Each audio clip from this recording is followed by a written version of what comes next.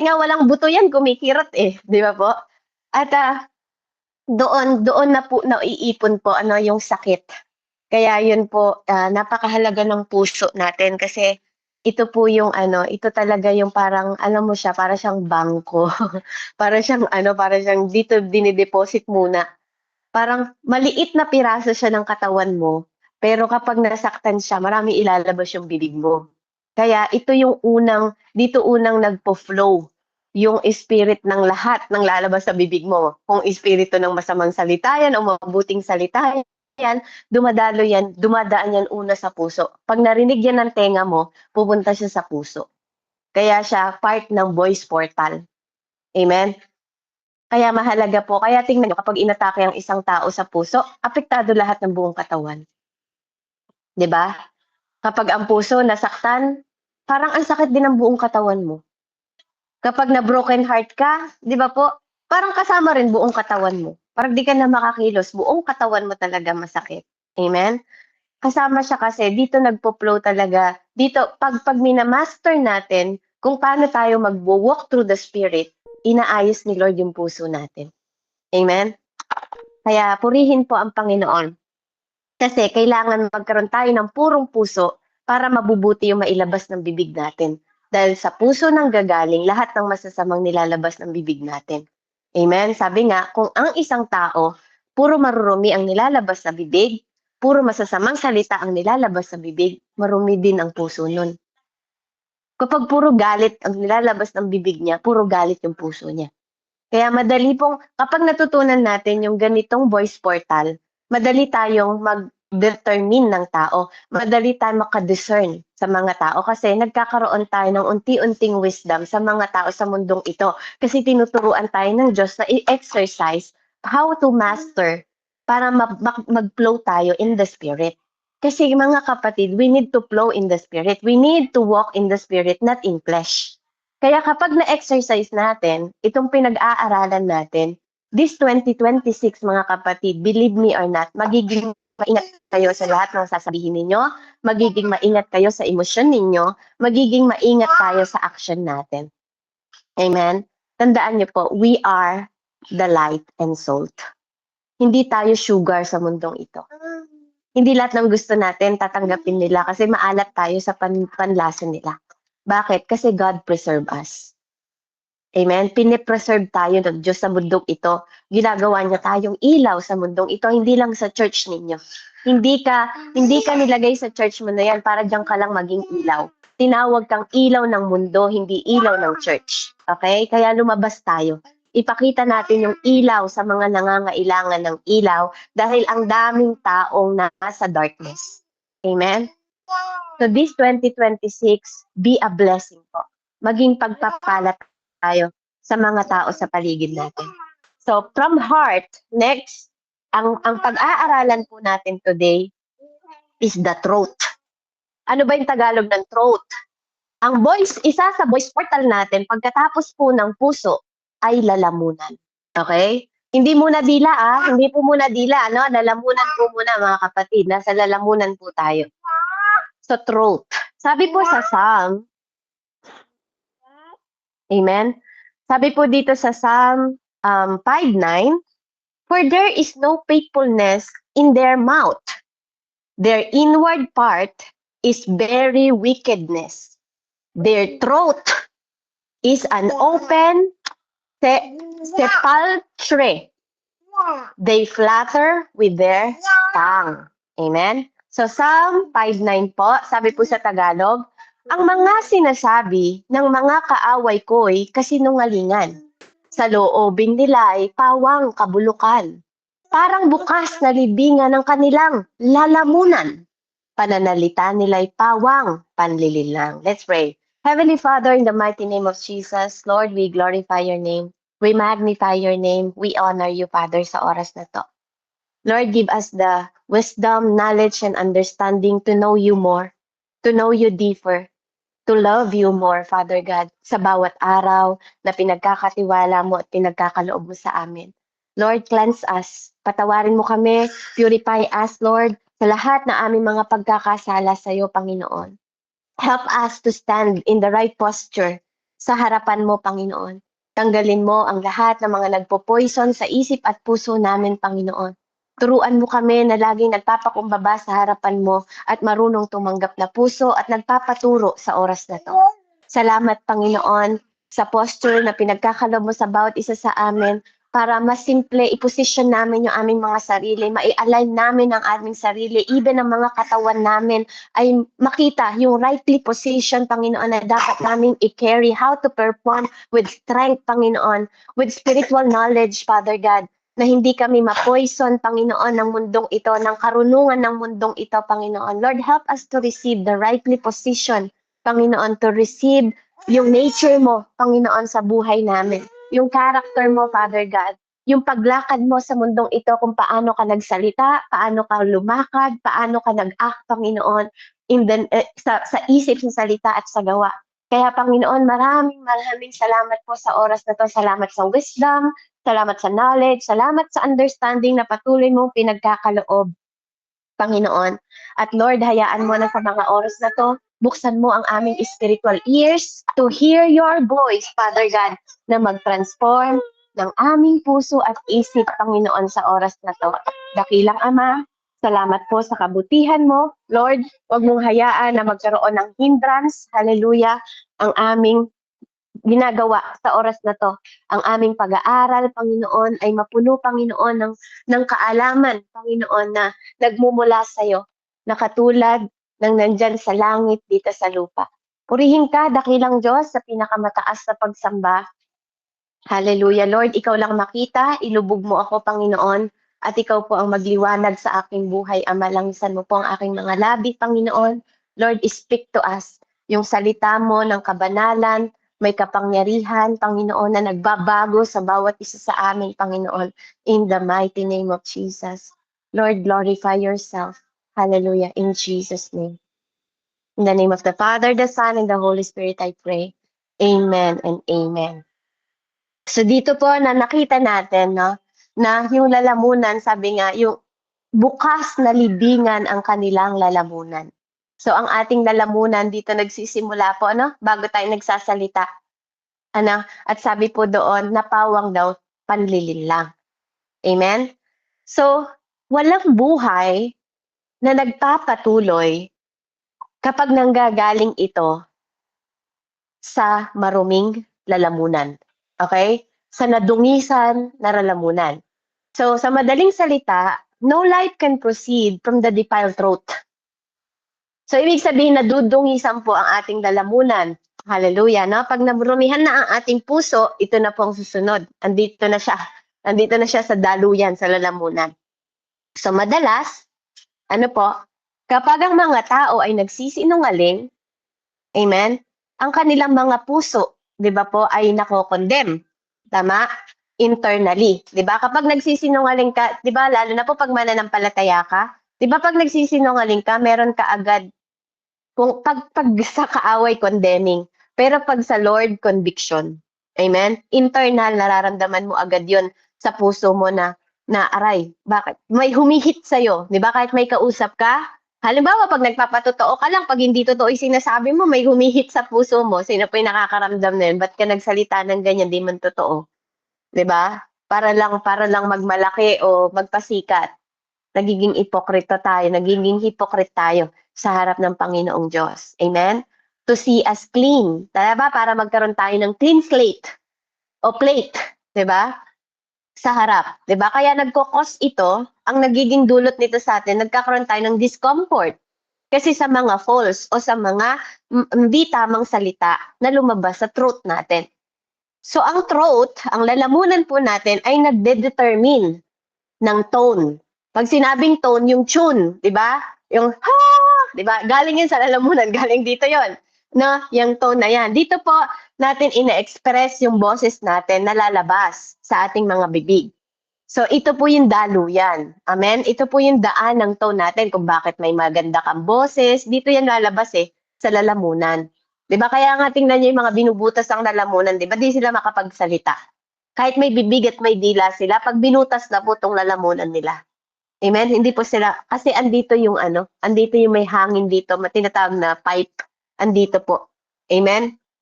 Kaya, ang voice natin, no po, kapag ang voice natin is kulang ng katotohanan, nagpo-produce ito ng spiritual na dead sound o patay na tunog. Patay yung tunog. Kapag tayo ay kulang sa katotohanan, 'di ba? Nagsa-sound tayo ng dead. Patay, 'di ba? Sabi nga, parang libingan. Kaya wala kang sasabihing maganda. Wala kang sasabihing nakakabuhay sa tao. Kasi patay yung spirit, patay yung sound eh. Amen? Kasi bakit? Hindi kasi totoo yung sinasabi natin. Kapag hindi totoo ang sinasabi natin, huwag tayong mag-expect na magpo-produce tayo o magpapadaloy tayo ng buhay sa mga tao sa mundong ito o sa mga taong pinapanalangin natin. Kaya nagiging ineffective tayo. Hindi tayo epektibo. Nagiging ineffective tayo sa realm ng spirit. Kasi hindi tayo pwedeng sundin ng spirit. Spirit po ng Espiritu Santo ang pinag-usapan ko. Amen? Dahil sa realm pa lang ng spirit, sabi ni Lord, 'di ba? Worship me in spirit and in truth. So ibig sabihin, may pagdadasal mga kapatid na galing sa spirit and in truth. So kung hindi ka totoo, 'di ba? Kung hindi ka totoo na humaharap sa Diyos at ang pagdadasal mo ay galing lang sa flesh, galing lang sa bibig mo, hindi galing sa ano mo, sa spirit mo, 'di ba? Sa pinaka-inner mo, inner man mo. Amen. At nagdadasal ka ng mga bagay. Alam mo yung dasal na galing sa physical lang eh. 'Di ba? Puro yan selfishness. Puro selfishness yan. Pero pag ang dasal mo galing by the Spirit, 'di ba po? Lahat ng concern ng Diyos, yun yung concern mo. Kasi you cannot, hindi mo siya pwedeng mailigaw. Hindi mo pwedeng mailigaw yung salita ng Diyos kasi espiritu siya ng katotohanan. Kaya, pag nagsasalita ka ng hindi totoo, papabayaan ka lang niya. Kasi pag di mo pinapakinggan yung inner voice ng Holy Spirit sa loob mo, 'di ba? Pag dinidedma mo siya, maggi-grieve lang siya. Kaya ka nakakaramdam sa puso mo ng parang conviction. Amen? Yung iba naman, kinokondemn ng puso nila. Kaya may mga tao na nagpapakamatay sila, 'di ba? Kasi nga, sobrang condemnation yung nararamdaman nila. Walang nagmamahal sa'yo, magpakamatay ka na lang. Walang ganito sa'yo, 'di ba? Yun yung naririnig nilang bulong. Kasi nga, yung demonyo yung naririnig nila. Condemnation ng mga tao sa paligid nila. But, if we are truly, kaya nga lahat ng true na mga mananampalataya, they hear the voice of God. They hear the Spirit. Lalo na kapag totoo yung sinasabi nila. So kapag ang mga tao, 'di ba, sumisigaw sila at nagga-gathering sila, nagtitipon-tipon po katulad ng ginagawa natin. Amen. And even ang mga prophetic, 'di ba? Yung mga prophetic ear natin, yung mga tenga natin kasi God is a prophet. 'Di ba? Pinag-aralan natin 'yan na ituro ko na rin po. He is a high prophet, 'di ba? Pinaka-highest 'yon sa lahat ng prophet, si Jesus talaga. He is a prophet too. Amen. At kaya tayo, kung nakipag-isa tayo sa Panginoon, we also have prophetic ears. Amen. So immediately, yung mga senses natin ng empathy, 'di ba? Ng mga pag-iyak, amen? Mawawalang halaga po 'yun. Kasi magkakaroon 'yon ng absence. Kasi bakit? Hindi ka totoo sa harapan ng Diyos. Kaya nga 'di ba last week pinag-usapan natin, 'pag ang puso mo, 'di ba, may impurity na, 'pag hindi na naka-align sa puso mo, wala na talagang magiging totoo kahit sa bibig mo. Kaya nga ang voice portal nagsisimula sa puso. Kaya may mga tao na kaya nga po lagi yung sinasabi sa inyo, hindi naniniwala si Lord sa lumalabas sa bibig natin. Kasi sa puso siya nakatingin. Amen? Sa puso siya nakatingin. Sabi nga niya, before they call, I will answer. Kasi dinig niya agad yung puso mo bago pa ilabas ng bibig mo. Ganon kahiwaga ang espiritual. Ganon kahiwaga po ang espiritu. 'Di ba? Na kaya niyang pasukin yung puso mo. Ang Diyos lang po ang nakakabasa ng puso, hindi ang kaaway. Huwag niyong isipin na may kapangyarihan ang kaaway na mabasa ang puso niyo. Wala po sa Bible na sinabi na kaya niyang basahin ang puso ninyo at ang isip ninyo. Kaya niyang basahin, katulad si Eva, nung tinititigan niya kasi yung prutas. Dahil tinititigan niya yung prutas, alam niya yung laman. 'Di ba? Nakikita niya yung galawan ng tao. Kaya ikaw, pag nakikita ka niyang balisa, kasi naririnig naman niya pinag-uusapan ng pamilya ninyo, wala na tayong isasaing bukas. O ikaw nakita ka niya balisa. Nilalabas ng bibig mo, okay ka lang. Pero kitang-kita niya yung kahinaan mo. 'Di ba? Kaya dun ka niya titirahin. 'Di ba? Pero pag alam mo katotohanan ng Panginoong Diyos, 'di ba? Hindi mawawalang, "Hi Lord, tanggalin niyo po yung diba ko." In Jesus name.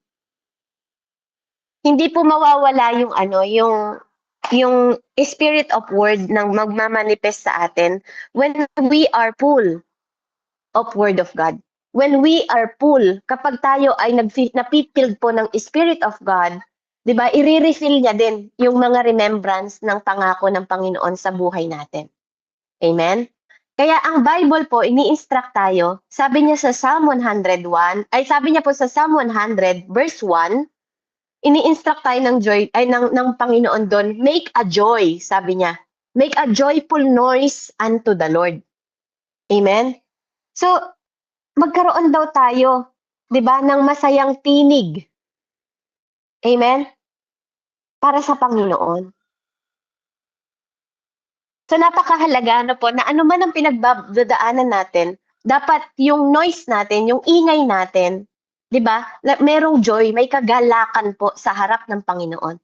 Dito, hina-highlight dito yung totoong pagwo-worship, yung true worship. Kapag may joy ka, 'di ba, sa lahat ng ginagawa mo, kahit anong pinagdadaanan mo, ang naririnig na ingay sa'yo, 'di ba, ng mga tao na nakakarinig sa'yo ay yung joyfully voice, 'di ba? Joyfully na parang heaven. Alam niyo 'yun, yung parang umaawit ka pa rin, 'di ba? Mahirap ka na, nahihirapan ka na nga sa araw mo, kay buti-buti mo. Saan ka nakakita ng gano'n? Wala ka ng pambili ng bigas, kay buti-buti mo, Panginoon, sa lahat ng oras. Excuse po. 'Di ba? Nagpupuri ka pa rin, 'di ba? Hay, nakikita ka pa rin na nagdadasal. Nakikita ka pa rin na lumuluhod. And sometimes, alam niyo yung mga anak natin, they watching us. They are watching us. Sometimes, you don't hear them na ano ba mama yung ginagawa mo, pero they watching you. Kaya minsan, pag narinig nila yung complaining sa'yo, akala ko po ba sabi mo magtiwala sa Diyos? Akala ko po ba sabi niyo mabuti ang Diyos? Akala ko po ba sabi ninyo tapat ang Diyos? They're watching. They're observing. Ganun yung mga bata. Amen? Ganun din po tayo. 'Di ba nung una tayong mga mananampalataya, kung may mga baby pa dito na mga mananampalataya, bagong mananampalataya pa lang, umiinom sila ng gatas. Gatas pa lang yung iniinom nila. Nag-o-observe yan sa mga mananampalataya. Kaya nga may mga ibang tao na, 'di ba, bakit ako magsisimba sa inyo kung ang naririnig ko lang is puro tsismisan din, puro paninira ng tao, kasi they observing. Amen? Tinitingnan nila kung paano magsalita yung mga tao, tinitingnan nila kung paano kumilos yung mga tao. Even pananamit, sometimes they are observing. Kung paano umiiyak yung tao sa panalangin, 'di ba, kung paano lumuluhod yung mga tao. Kasi sa action pa lang at posture ng mga nakikita ng mga mata nila, it's have language. They have language. May language yung bawat kilos nating mga mananampalataya. Amen? And sometimes, 'pag naunawaan niyo po ang prophetic, 'pag naunawaan natin ang prophetic, ano, lahat ng mga kilos natin, ano, even ang pangalan ninyo may meaning, totoo po 'yun. May meaning ang pangalan niyo. Ang meaning ng pangalan ko is pasture, 'di ba? Alam niyo po yung luntiang pasture, yung masaganang pasture, 'yun yung meaning ng pangalan ko. Kaya i-search niyo po yung mga meaning ng pangalan ninyo, ma-amaze po kayo sa Panginoon. Alam niyo hindi aksidente na 'yun yung pinangalan ng mga nanay at tatay ninyo sa inyo. Amen? Katulad ng mga tao sa Bible, 'di ba? Kaya 'pag nag-aaral ng mga theology, sinasabi din dun yung mga meaning ng pangalan nila. Amen? At meron din yung naka-attach sa character nila. Amen? Katulad ni Jacob, 'di ba? Si Jacob pinalitan ni Lord ng Israel. Amen? Si Peter, 'di ba? Si Simon Peter, pinalitan niya ng Peter. Si Abraham, pinalitan niya ng Abraham. Si Sarah, pinalitan niya ng Sarai. 'Di ba po? Maraming mga ano tayo na kasi nga hindi papasok yung portal ng pagpapala, yung daluyan, yung way ng pagpapala kapag wala kang understanding, kapag kulang ka ng katotohanan, hindi talaga magma-manifest ang word of God sa'yo. Bakit? Kasi you don't know. Kasi you don't understand. paano ibibigay sa'yo ang isang trabaho na hindi mo nauunawaan? Amen? 'Di ba po, gano'n din ang Panginoon. Paano ka bibigyan ng kapangyarihan ng Diyos ng hindi mo nauunawaan? Kung paano mo gagamitin, kung saan mo gagamitin, at paano mong way gagamitin. So God is instructing us. At saka, paano tayo pagpapalain ng Panginoon kung hindi tayo marunong makontento, hindi tayo marunong magpasalamat, wala tayong joy, hindi nakikita ng Lord yung true worship. Kasi alam niyo po, kaya minsan dumadaan tayo sa mga test, sa mga pagsubok, kasi God is testing our heart kung saan tayo tunay na sumasamba. Kanina naririnig ko si Ate Ann, huwag tayo masyadong attached sa mundong ito. Amen? Totoo po yun. Kasi sabi ng Panginoon, magtipon kayo ng mga bagay na nasa langit, yung mga bagay na hindi nakikita. Kasi pag naging attached tayo sa asawa natin, sa mga anak natin, hindi natin, alam niyo po, hindi natin mapagpapatuloy ang ating assignment, yung divine assignment, divine calling natin sa Panginoon. Amen? Kaya napakahalaga na sa lahat ng bagay, nagiging, nagkakaroon tayo ng joyful noise. Amen? Kaya ang ating mga lalamunan, ito po ay isang compromise. Nagko-compromise po ito. Ito ay sound na kapag ikaw ay walang joy, na po, at ang throat mo ay nagko-compromise lang. Yun pala yung tamang salita doon. Kapag ang joy mo ay nagko-compromise lang, ang sound mo hindi magiging effective. Mapapagod yung vocal cord mo. May struggle ka to produce voice. Amen? Bakit po? Kasi nagko-compromise ka sa mga tao sa paligid mo. Kaya ito po katulad lang din ito ng lacking discipline. Kapag kulang ka ng disiplina sa prayer experience mo, yung espiritu mo magkakaroon ng patig. Mapapatig ka. Amen? Kaya napakahalaga ng disiplina sa pananalangin. Kaya nga dapat kayo, pag nagkakaroon kayo ng disciple, dapat unahin nyo silang disiplinahin sa pananalangin talaga. Bakit po? Kasi ang prayer will teach them how to talk to God. Ang prayer will teach them how to humble themselves to God. Tinuturuan tayo ng prayer na makipag-usap ng tama sa Panginoon. Tinuturuan tayo ng prayer na magkaroon ng teachable heart. Paano mag-submit sa Lord. Yun ang tinuturo ng prayer. Kaya para sa akin, una kong pinag-aralan, una akong tinuruan ng Panginoon, tinawag niya ako sa prayer. Amen? Kaya dito ko natutunan umiyak, dito ko natutunan magsumbong, dito ko natutunan na ibabay sarili ko sa Lord at sabihin sa Kanya na, Lord, wala akong kayang gawin, hiwalay sa'yo. Here I am. Ito ako. Ito lang, ito ako. 'Di ba? Ito yung buong ako. 'Di ba? Gamitin mo ako. Amen. Kaya para sa akin, pag ginagamit po ako ng tao, I feel very useful sa Lord. Na po, kaya hindi ko iniisip na ginagamit ako ng masama ng mga tao, kahit na minsan may mga tao talagang gumagamit sa akin in the wrong way, 'di ba po? Pero ang tingin ko kasi laging nakapokus sa Panginoon. Kaya kahit mali yung paggamit nila sa akin, para sa akin, sila naman ang mananagot nun sa Diyos Kapag mali ang pag-use nila sa akin, 'di ba? At hindi ko yun nakita agad. Maniwala po kayo, naniniwala po ako, kung anong tinanim mo, babalik sa'yo. Kaya para sa akin, kapag ngayon ginagamit ako ng mga tao in a wrong motive, sa Diyos sila mananagot. Kaya nga, wag natin. Kasi pag natututo ka na magkaroon ng prayer moment sa Panginoon, lahat ng mga tao na nag-use sa'yo is mananagot sila sa Diyos. Kaya nga tingnan niyo si Pablo, si Tatay Pablo, nung inuusig niya yung mga people of God, anong sabi ni Jesus sa kanila? Anong sabi ni Jesus sa kanya? Saul, Saul. Hindi pa siya si Pablo noon. Saul, Saul. Bakit mo ako inuusig? Kasi personal yun sa kanya. So kapag niloloko natin yung mananampalataya, kapag nagsisinungaling tayo sa mananampalataya, kapag nagkukunwari tayo sa mananampalataya, ginagawa mo yan sa Diyos. Amen?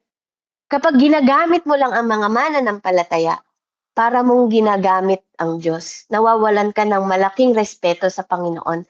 Kasi Si Ate Ann is body of Christ. Si Nanay Andrea is body of Christ. Si Jesus ang head, tayo lahat ay body. Kaya do not, this 2026, do not use God. Directly ko po sinasabi, do not use God. Kasi kahit sino dito, amen, ang gamitin mo, kung totoo to talaga, kung tunay na mananampalataya to, ang Panginoon lang po makapagsasabi sa atin kung tunay tayong mananampalataya. Kung tunay tayo, totoo tayo sa harapan niya. Kapag ginamit mong katawan na to, di ba po, nang hindi tama at hindi mabuti at mali ang motibo at intensyon, para tayong nag-dishonor sa body of Christ. Because we are the body. Amen? Kaya maraming mananampalataya ang hindi epektibo. And nawawag na po tayong sumama sa kanila. Huwag na tayong makiisa. Kaya maraming mananampalataya ang tired, pagod na pagod sila.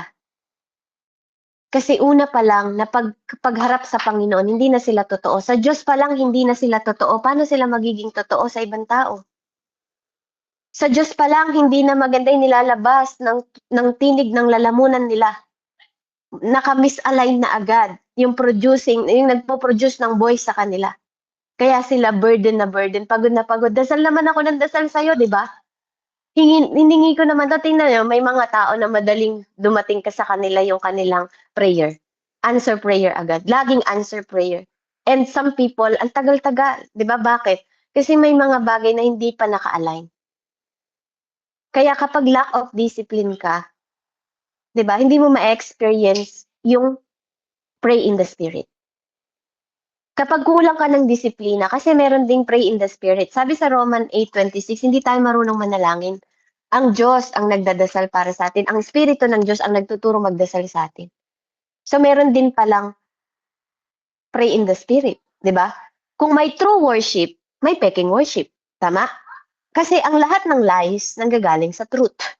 So kung may true worshiper, may false worshiper. Kahit umaawit sila, kahit ang gaganda ng tinig nila, sa harap ng Panginoon, di ba, nasa wrong voice sila. Wrong language sila. Kasi some of people, nagko-compromise sila. Kaya hindi sila nagpo-produce na effective. Kaya napapagod sila. Amen? Kaya kapag ang heart desire natin is prayer, panalangin, ang ating spiritual truth, kapag ang ating spiritual truth ay lack of strength, para i-vocalize yung ating mga petition, yung mga request natin sa Panginoon ng malinaw. Amen? Ito yung ano natin, ito yung nagiging epekto sa atin. Kasi kapag lack tayo ng disiplina at hindi natin at na-experience natin yung kapaguran, 'di ba, ng pananalangin, 'di ba? Hindi kasi na-sustain ng Lord. Kasi yung joy mo ay yung strength mo is not the joy of God. Amen? Kasi hindi ka nagme-make noise ng joy. Kasi sabi nga, the joy of the Lord, the joy of the Lord is my strength. Biblical po yun.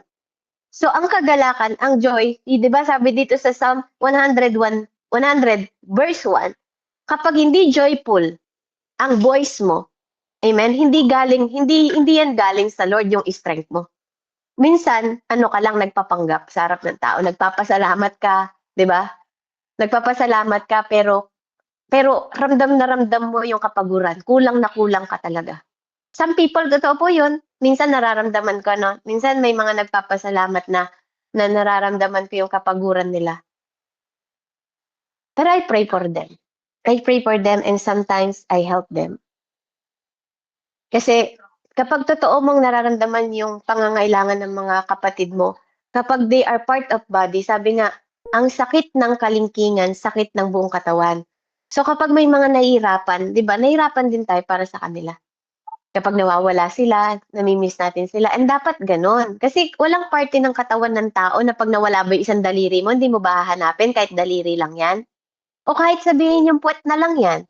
Pag nawala ba yung puwet, hindi ka makakatae. Di ba? Kahit mahirapan ka. Amen? Kaya napakahalaga po ng bahagi ng katawan. Amen? Sabi po dito sa Proverbs 23:7, sapagkat iyon ay maninikit sa iyong lalamunan. Aanyayahan ka nga niyang kumain at uminom, ngunit hindi bukal sa kalooban. Verse 8, isusuka mo rin ang lahat ng iyong kinain at masasayang lang ang maganda mong sasabihin. Alam niyo po, yung verse 6 nito, kung di po ako nagkakamali, huwag ka daw kakain sa bahay ng taong kuripot. Kung di po ako nagkakamali, pa-check niyo din po, Proverbs 23, verse 6, huwag kang kakain sa bahay na nag-aaya sa'yo na ang kuripot tapos ayaw magbigay. Tama po ba? Papabasa nga po sa Proverbs po 23, verse 6 po.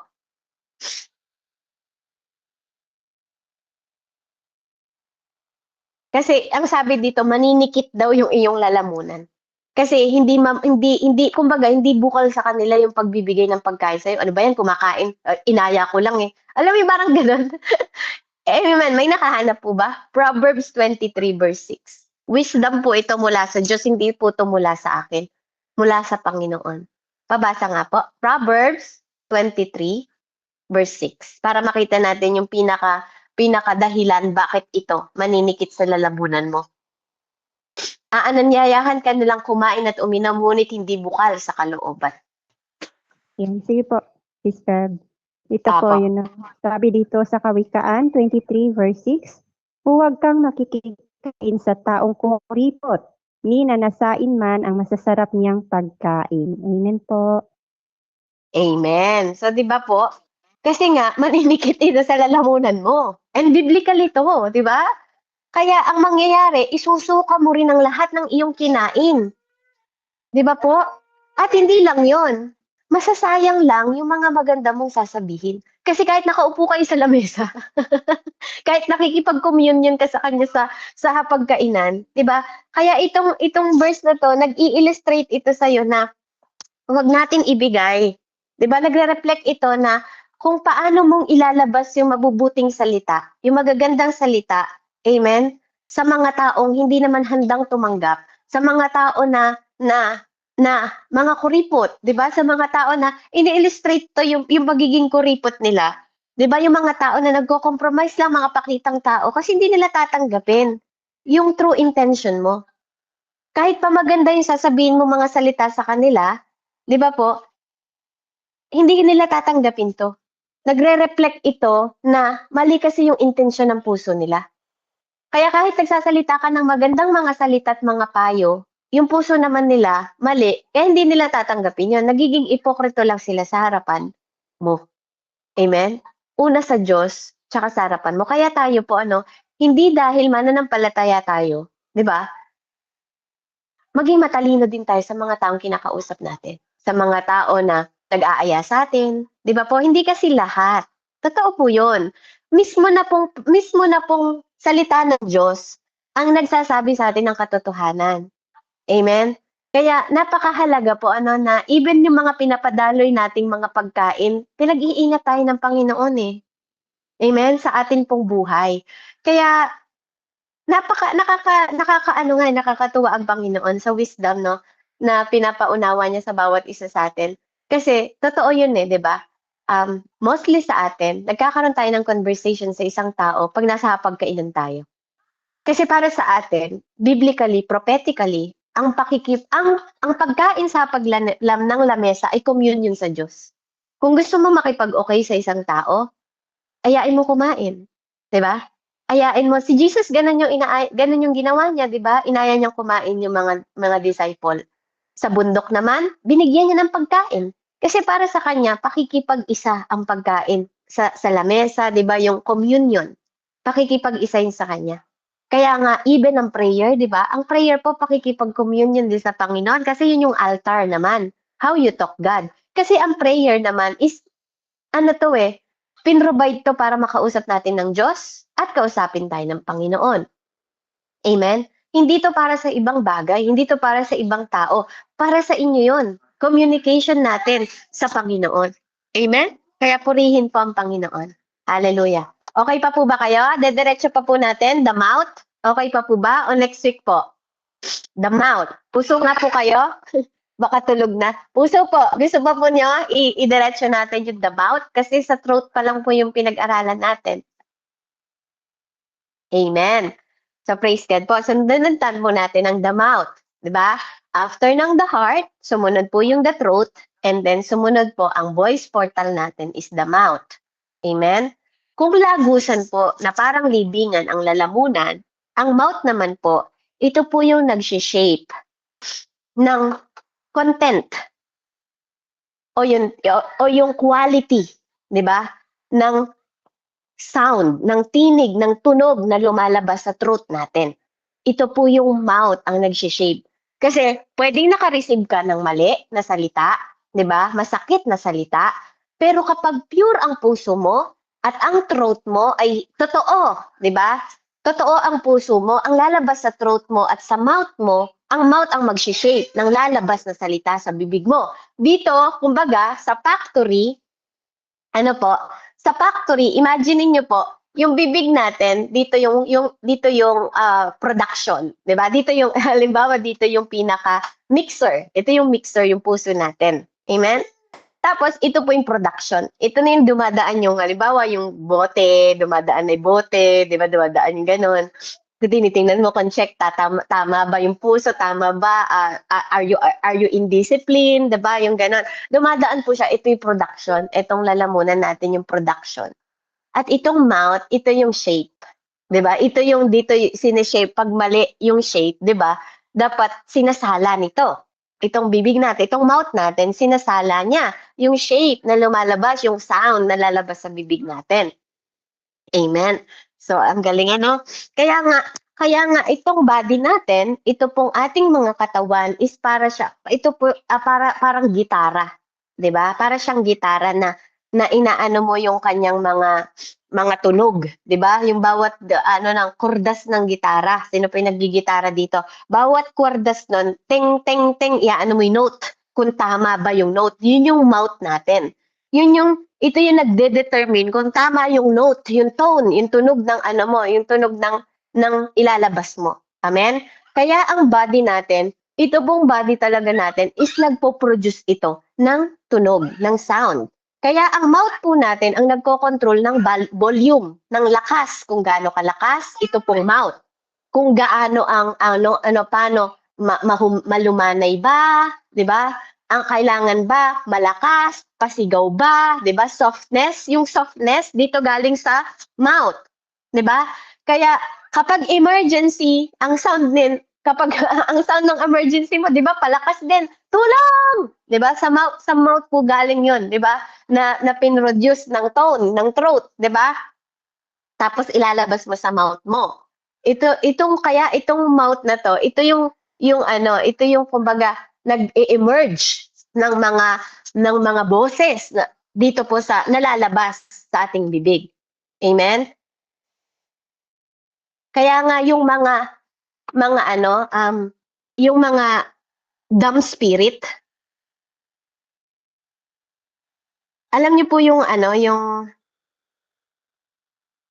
ba sa Tagalog? Ay, okay. Sa Tagalog po yung dumb is um, sorry po sa word. Yung tanga or yung parang peeping mga pipi, ganun na lang para mas maganda. Dumb spirit. Yung dumb spirit po or yung mga hangal na spirit, full spirit parang ganun. Pinipipi nila tayo. Alam niyo po na may mga tao nakakaranas ng kapag nasaktan yung puso nila, yung spirit of silent, yung spirit, para tong spirit na na sinasilent yung person. Sino na po yung nakaranas ito? Yung kapag naka-receive ka ng balita, I believe si Ate, di ba nung nagkwento si Ate Meds, nung about sa nanay niya, di ba ang tagal niyang panahon na pipi siya, para siyang na-silent. Yun po yung tinatawag na spirit, sinasilent niya yung bibig ng person. Pine-prevent niya, iniiwasan nitong makarelease ng boses. 'Di ba? Yung mind niya nagsasalita, Jesus, Jesus, Jesus, pero yung bibig niya walang mailabas na bukal, na walang word na lumalabas. Ito po is demonic attack. Sa bawat individual, na yung kanilang physical, hindi nila ma-move. Amen? But they call upon the Lord. Despite ng anong intention nila, di ba po, nagkokol yung spirit nila sa God. Kaya si Satan po, yun yung manipulation niya sa mga buhay natin na na-challenge tayo. At ang nangyayari po is minsan nagkakaroon tayo ng disbelief in God. Hindi tayo naniniwala sa Diyos. Kaya yung silencing ng mga believers, ng mga bibig natin from speaking the truth, di ba po, na ginagawa ng mga kaaway sa atin. Ang God po, ini-instruct tayo. Katulad kung paano niyang in-instruct si Tatay Moises, open thy mouth wide, sabi niya. And I feel it. Di ba po? Sabi kasi doon niya sa Psalm 81:10, sabi dito, ako ay si Yahweh, ako ang Diyos mo. Ako ang tumubos sa iyo sa Ehipto. Pagkaing gugustuhin, ibibigay ko sa iyo. Amen? So dito ini-emphasize po na ang mouth po ay key. Ito yung susi ng lugar kung saan ang voice po ay nagmamanifest. Kaya nga kung paanong sinabi niya kay Tatay Moises na buksan mo, 'di ba? Open thy mouth at ako ang magpi-field. Ako ang maglalagay, 'di ba? Iyon po yung salita niya. At ano, ang Panginoon po talaga sabi niya, sino bang gumawa ng bibig mo, Moises? Sino ba naglagay ng bibig mo? Kaya ayaw ng Panginoon na silent po tayo, lalo na kapag katotohanan po ang sasabihin natin. Kaya magkaroon po tayo ng understanding. Sabi niya po sa Proverbs 2:6, for the Lord given wisdom out of His mouth. Kanina po, truth ang pinag-uusapan natin. Ngayon po, mouth. For the Lord given wisdom, out of His mouth, cometh knowledge and understanding. Amen? Hear me by the Spirit of the Lord. Sabi niya po, sapagkat si Yahweh ang nagkakaloob ng karunungan. Sa bibig niya ang kaalaman at unaway bumubukal. Amen? Diba? Dito po, pinapakita sa atin dito na every request natin for understanding, amen, is ina-answer po ng Panginoon by encountering God's mouth. Kapag na-encounter natin ang bibig ng God, amen, yung wisdom po and revelation ay mai-imparted sa bawat isa sa atin, maisasalin sa atin. Kapag tayo, tama na yung puso natin, yung throat natin, nasa tamang nasa alignment na, di ba? Susunod na doon, mag-i-impart na sa bibig natin yung wisdom, knowledge, and understanding ng mind and tone, ang boses ng Panginoon. Tinig ng Diyos ang lalabas sa bibig natin. Kaya nga si Prophet Daniel, nang narinig niya yung tinig ng Panginoon, di ba? Nung una, lack of understanding siya. Amen? Kasi hindi niya pa na-encounter yung realm of divine wisdom na nag-i-impart sa kanya directly from the God's mouth. Amen? Kaya napakahalaga po na ma-encounter natin. We have to encounter God. Pero hindi natin ma-encounter si God pag meron tayong defilement o karumihan o kadungisan. Amen? Kasi He is banal. He is God. Ano po, hindi tayo pwedeng mag-approach sa kanya na gusto natin maging one tayo. We have to walk in one, 'di ba? One na magka-partner. Tapos magkaiba kayo ng intention, magkaiba kayo ng gustong sabihin, magkaiba kayo ng alignment. Hindi kayo pwedeng mag-walk mag-isa. Kaya nga sabi mag-walk sa iisang hakbang kasi kaya nga sabi ng Lord, walk in the Spirit. Kasi ang the Spirit ang magbibigay sa atin ng life at buhay. And that's God. Life is God itself. Ang Diyos ang nagbibigay ng buhay. Kaya nga sabi niya sa James 3, verse 10, out of the same mouth proceed blessing and cursing. My brethren, this thing ought not so to be. James Santiago 3:10, sa iisang bibig nanggagaling ang pagpupuri at panlalait. Hindi ito dapat mangyari, mga kapatid. Amen? So, hindi po ito dapat mangyari. Hindi pwede na nagpupuri ang bibig natin, tas nang lalait tayo ng tao. It cannot be. Hindi po talaga pwede. Amen? Kaya nga mag-ingat po tayo. This 2026, tinuturuan tayo dito. May caution dito. Warning, yung binibigay sa atin ng Panginoon. Blessing and curses should not originate from the same mouth. Nire-remind po tayo dito. Kaya nga sabi niya sa Proverbs 17,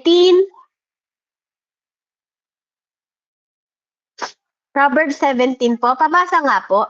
Hindi ko po naisulat. Proverbs 17 po, verse 28. Kung meron pong makakakita na mas mabilis sa akin. Proverbs 17 po, verse 28. Sabi niya sa English, even a fool, when he holdeth his peace, is counted wise. Proverbs 17 po. Sabi dito, sa Proverbs 17 verse 28, ang mangmang na hindi madaldal ay iisiping marunong, kung hindi siya masalita at ang bibig ay laging tikom. Amen po. Amen. So, di ba po, nakita niyo, no? Nagiging marunong ang taong kahit na sabi po madaldal, 'di ba? Marunong niyang piliin salain. Kasi yung bibig po ang nagsasala. Hindi tayo basta salita ng salita. Binibigyan tayo ng wisdom. Kaya nga kahit na mangmang ka, kahit na mangmang ka, kung ikaw ay hindi madaldal at iniisip mo yung mga sasabihin mo, kino-consider ka ni Lord na marunong. Kasi hindi ka magsasalita sa bibig mo nang hindi mo pinag-iisipan. Kaya hindi masama na kinokontrol mo yung bibig mo. Kasi yun yung tama. Ito yung sinasabi sa atin ng Panginoon. Kaya this 2026, we have to control. Amen? Kasi itong world na to, sinisik nito, di ba po, yung mga gusto nilang magsalita, lahat ng mga naririnig nila, amen? Lahat ng tao hinahangad na magsalita. Sa mundong ito ngayon, hinahangad nating magsalita. Lahat ng mga naririnig natin, lalo na yung mga baby Christian na po, kapag yan is on fire, gusto niyan laging magsalita na magsalita. Diba? Lahat ng naririnig nila, gusto nilang sabihin. Diba po? Pero diba mas magandang magsalita kung merong kapangyarihan yung sinasabi natin? Amen? May wisdom at may understanding. Amen? At napakahalaga din po na yung sinasalita ng bibig natin walang kahalong kasinungalingan. Yung mga ino-open ng bibig natin, di ba po, hindi tayo magsasalita lang para magbuka ng mga bibig natin para magsalita ng kasinungalingan, kayabangan, kadaldalan, kachismisan sa kapwa natin o kasiraan sa kapwa natin. Kung wala tayong sasabihing maganda, remain silent. Amen? Open your mouth with true wisdom. Open our mouth with true understanding. Open our mouth, amen, with God's voice, revelation. Amen? Kaya napakahalaga po na this 2026, we have to be smart. Na may knowledge, wisdom, and understanding katulad ng tinuturo sa atin. Hindi mo kailangan maging sobrang galing mag-speak. Kapag ikaw ay isang klase ng tao na pinipili mo, matalino ka, nangingi ka ng advice, nagpapa-counsel ka sa Panginoon before you talk, you are smart, kapatid. You are may wisdom ka, knowledge, and understanding. Hindi yun ipagdadamot ng Panginoon. Matalino ka para sa harap ng Diyos. Hindi mahalaga yung tingin ng tao sa'yo. Hingin mo, sabi nga ng Lord, kung kulang ka ng wisdom, hingin natin sa Diyos. Mahalaga po na lumalapit tayo at kumukonsulta tayo sa Panginoon sa lahat ng mga binibitawan nating salita. Once again, sabi po sa Hebreo, lahat ng mga salitang ilalabas ng bibig natin na walang kabuluhan, pananagutan natin sa Diyos. This 2026, be mapagbantay. Maging mapagbantay tayo. Amen? Kaya praise God po, marami pong salamat. I hope and I pray na prophetically po sa mga pinag-aaralan natin po, namnamin natin to. Lakaran po natin. Malaki po ang maidudulot sa atin ng mga pinag-aaralan po natin. Para magkaroon tayo ng discerning to hold our tongue, our mouth. Di ba po? Yung throat natin. Amen? Kaya next week po, pag-uusapan natin yung about sa tongue and sa lips. Amen? So, purihin po ang Diyos. Ito po yung portal. Ito po yung voice portal. Amen? And unti-unti, nakikita natin po yung kabuluhan kung paano tayong kinikreate ng Lord spiritually At pinapahayag niya yung body part natin po na nagiging pagpapala. Amen? Blessing or curse, sabi nga, we always have the choice. God or demon. Good or bad. Amen? You always have the choice. Hindi tayo ginawang clone ng Lord na sumunod lang ng sumunod. He gave us wisdom, knowledge, and understanding. He gave us the same Holy Spirit, kung anong Holy Spirit yung meron siya nung siya ay nandito sa mundo. Kaya mga kapatid, don't be fool. Huwag tayong maging hangal. Huwag tayong maging sunod-sunuran lang kung anong sinasabi sa atin. We have to alam niyo yun, magkaroon ng pounded ng katotohanan ng salita ng Diyos. Speak the truth. Don't keep telling lie. Don't ruin the other people's life na gamit ang mga bibig natin. Kasi hindi pwedeng daluyan, sabi nga, ng tubig tabang at tubig alat ang ating mga bibig. Same ng bibig na nagpupuri at nagpapasalamat sa Diyos, ayaw niya na same bibig din ang gagamitin natin na manira sa ibang tao. Amen? Kaya purihin po ang Panginoon. Let's pray. Heavenly Father, in the mighty name of Jesus. Lord, thank you so much for giving us the understanding, wisdom, and knowledge na pinapayag mo sa pamamagitan ng iyong mga salita. Salamat, Panginoon, sa mga bibig na to na nagagamit namin para mag-awit sa iyo ng katotohanan to worship you in truth and in spirit. Thank you for giving us the voice to pray for other people, to pray ourselves, to pray the world, to pray everyone, Panginoon, na lahat ng nilalang mo sa mundong ito na maipanalangin namin. Lord, thank you so much for giving us the voice na pwedeng magpuri, Panginoon, at magamit namin para sa kalwalhatian ng iyong pangalan. Maraming salamat sa mga tinutuwid mo, sa mga tinuturo mo, sa mga nililinis mong mga puso at mga bibig namin. Lord, to prepare us, to preserve us, Panginoon, this 2026, Ama, na matutunan namin to na kami ang unang magbenepisyo, Panginoon, upang kami, Panginoon, ay maging kalugod-lugod, karapat-dapat, Panginoon, sa harapan mo, Ama. Salamat for purifying us. Salamat for cleansing us. Salamat for telling us the truth, Panginoon, na malakaran namin at maging lampara ang iyong mga salita ng katotohanan upang makarating kami sa divine, Panginoon, divine na destination na pinrepare mo para sa bawat isa sa amin. Luwalhatiin ang pangalan, Panginoon, at ang lahat ng mga tuhod ay luluod sa pangalan ng aming Diyos na buhay na si Jesucristo, sa pangalan ng Diyos Ama, Anak at Espiritu Santo. Amen and amen. Glory to God po. And God bless po. I hope marinig ko rin yung tinig nyo para marinig po natin yung ibang wisdom. Salamat po and God bless po sa bawat isa.